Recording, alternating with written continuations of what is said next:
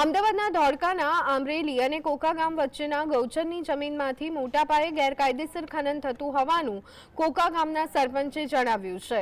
આંબરોલી ગામના અમુક શખ્સોએ ગૌચરની જમીનને પણ ના છોડી।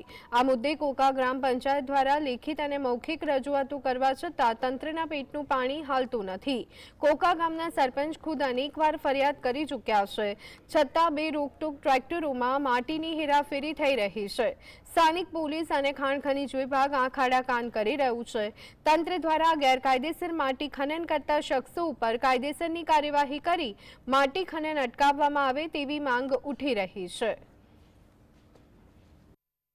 અમારી કોકા ગ્રામ પંચાયતના સરહદમાં ગૌચર કોકા આંબારેલી આજ માતાના મંદિર પાછળ આવેલું છે। તેમાં પારડી આંબારેલીના ઈસમો દ્વારા ઘણા વર્ષોથી માટી ખનનનું કામ કરે છે।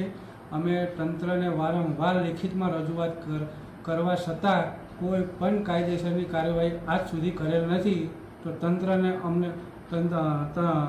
અમે અપીલ કરીએ છીએ કે આ ઈસમો વિરુદ્ધ કાયદેસરની કાર્યવાહી કરો, એમના સાધનો સીલ કરો અને માટી ખનનનું કામ બંધ કરાવો એવી તંત્રને અમે